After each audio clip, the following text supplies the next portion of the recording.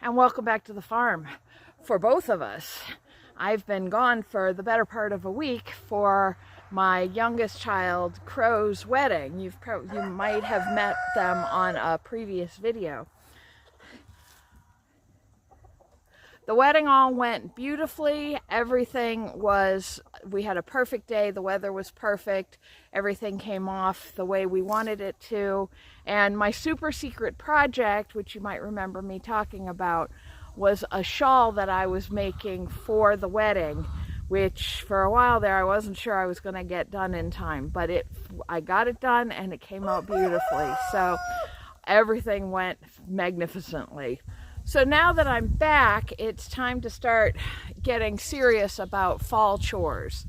I need to sit down this afternoon and start making a list. They have definitely come into their voices.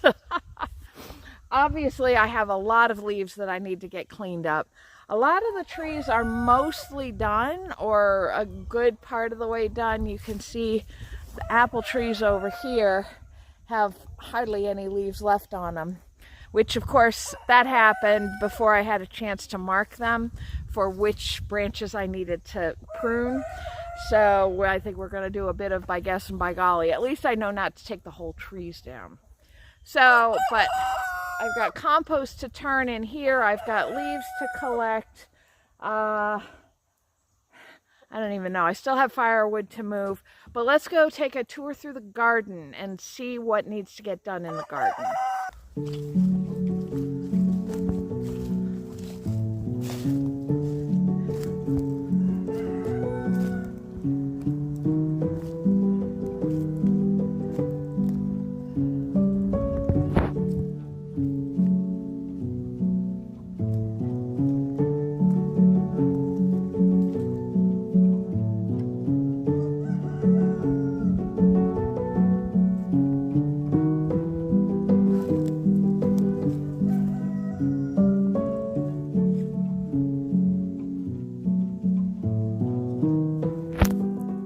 All right, so on first glance, it looks like we've had frost.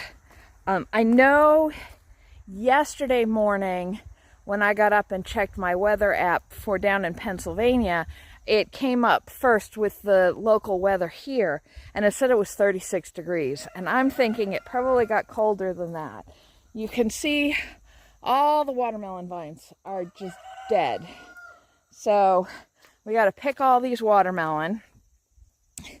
The onions are still going great guns, so I'm still going to leave them.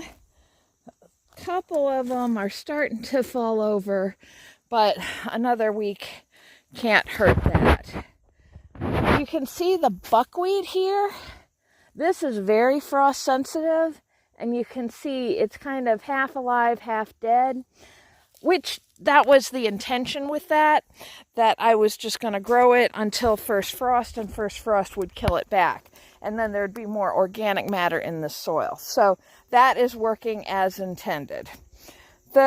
Some of the nasturtiums have some frost burn on them, so I'm going to leave them because they're still flowering and I still see quite a few bees on them.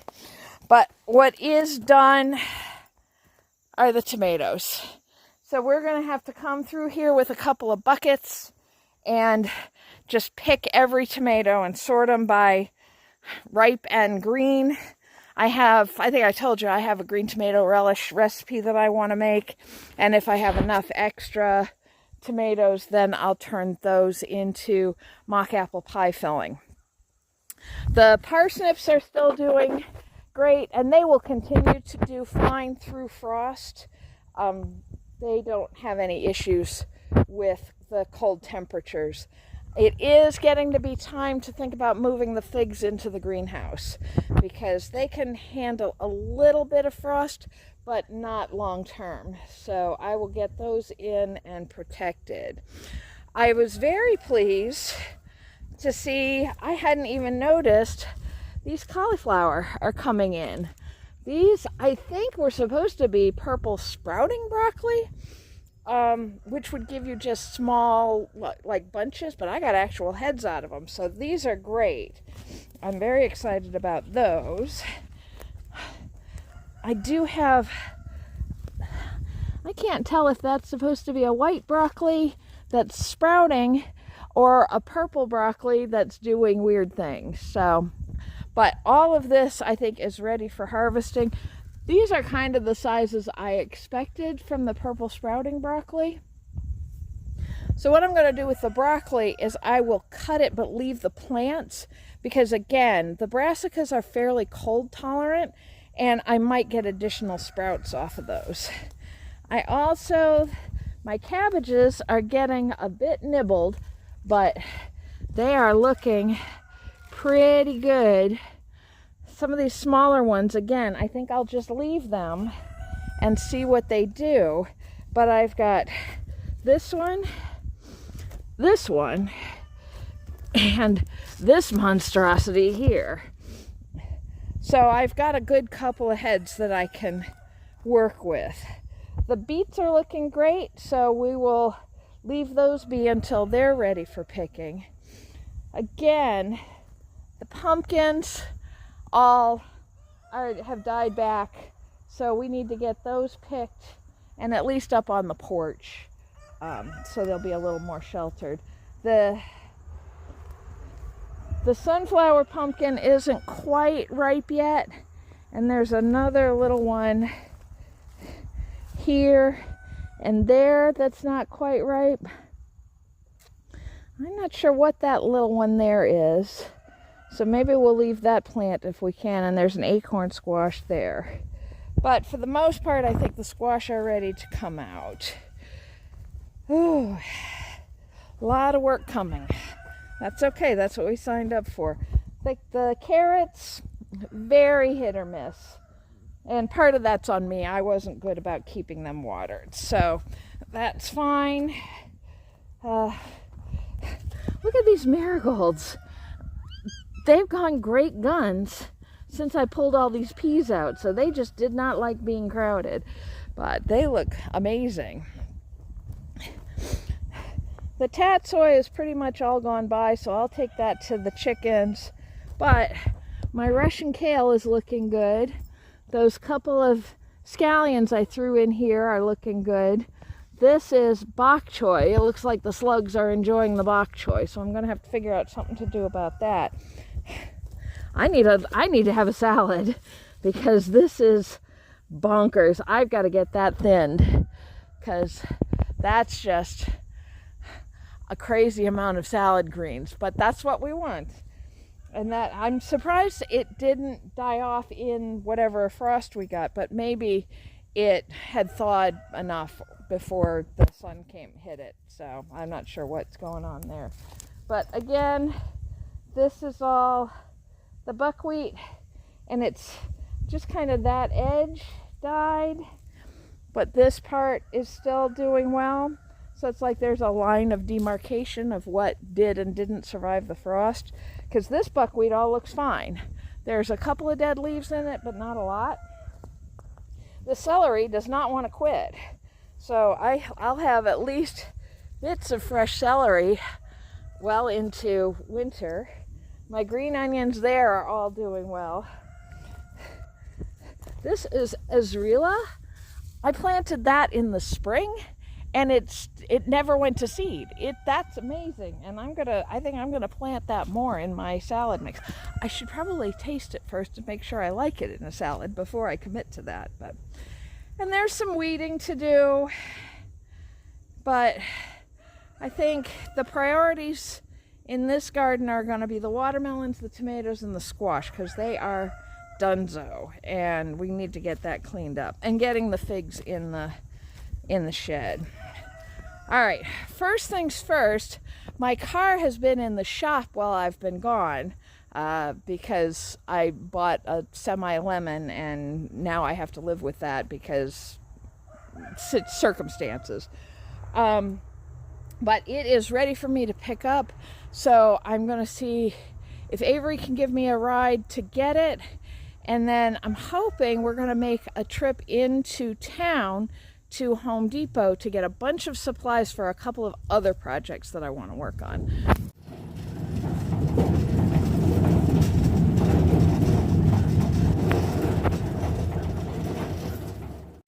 Much as I wanted to actually be productive today, it actually ended up just being a lot of running around doing errands kind of day. We picked up the car, so that's all good. And Avery got an appointment to take their truck in to get that looked at, so that's good. And then we went to Home Depot, where I got the rest of the welded wire that I need to finish fencing all of the fruit trees, and I got what I need for another project. So I've got 4 12-foot 2x8s. I got a bunch of rebar and stakes, and I got a bunch of joining plates. And those are all going to go together to make a stacked raised bed, well, 2 of them, that are going to go under the pine tree here. So I'm going to have one coming out, angles, coming down from the tree this way, and one coming down from the tree this way. So it'll make a V opening, and then I'll have a little memorial area in the center there. I've been wanting to do this for ages, and there were too many other things going on that I needed to get done. But I think I have the bandwidth to work on that this week. It shouldn't be too hard because it's just screwing the beds together, and then using the plates to do. I'm going to do one that's 4 feet long at the bottom and one that's 2 foot long on the top, so it makes kind of stair steps. So there will be one section that's 16 inches deep, and the rest will all be 8 inches deep. And that'll kind of start managing some of that space. If you can, I don't know if you'll remember, and I don't think I have any pictures of it, that was all that, oh yeah, I do, because I was filming for you guys. All that iris that was just taken over there and was too dense to even flower on its own. That's all cleared out now. We did save some of it, and it's going to go on either side of these beds, so we'll still have that there. But then these beds are going to give it a little more definition. So that's pretty much this week's project, aside from the cleanup jobs that I've got to do. I wanted to work on the leaves today, but when I went out to start the mower, even though I've only been gone for a week, the batteries were so flat that it wasn't even turning on to register that what the charge level was. Fortunately, I have that individual battery charger that I got from the last time that these did that. So I've got them started charging now, and so tomorrow I'm going to go out and see if it'll let me get the mower over to the house. But if not, tomorrow I'll get those charged up properly and we'll start doing some real cleanup. Tonight I've got pottery, so it's kind of a short day, which is why this is kind of a short section of the video. But tomorrow after work, I have to go back to work tomorrow. Tomorrow after work, we'll get started on the raised bed project and see how much we can get done to that tomorrow. So have a great night, and I will see you in the morning.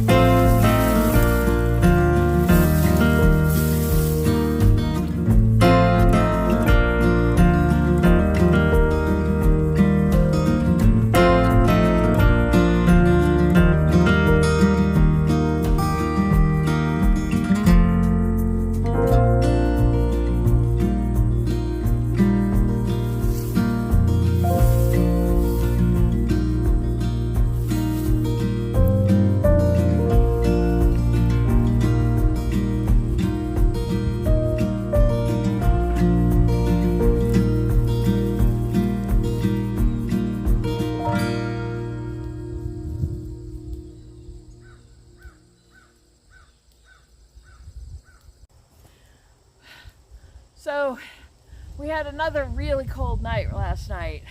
It got down into the mid-30s, so it really is time to deal with these tomatoes. I'm just kind of pulling them up and sorting them as I go. Obviously, we talked earlier that I can't put the vines and stuff in the chicken run because they're toxic to chickens just like they are to people. So those I'm just putting in the wagon, and we'll put them on the compost pile. And then I have 3 buckets. I have a bucket of green tomatoes. I have a bucket of red and ripening tomatoes. And then I have the chicken bucket. The chickens are very excited to see me out here, especially the roosters.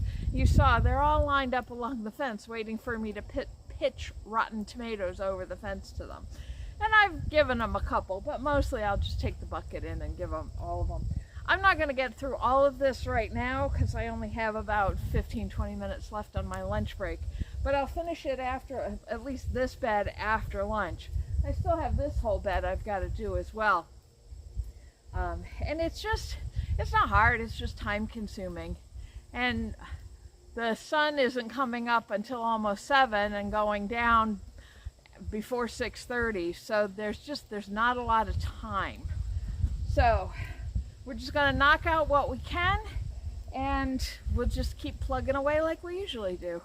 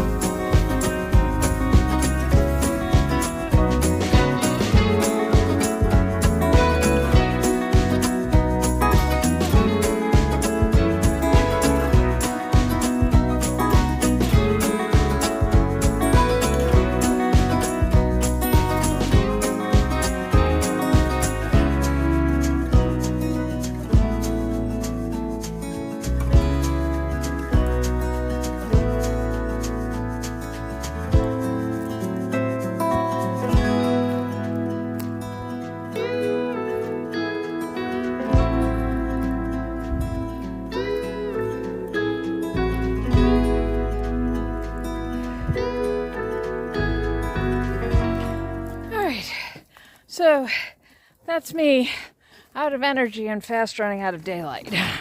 But the chickens are very happy. They cleaned up that first batch of tomatoes already and are now quickly working on the second. And I think I ran out of spoons, so I couldn't get down and just clean all those tomatoes that were on the ground up.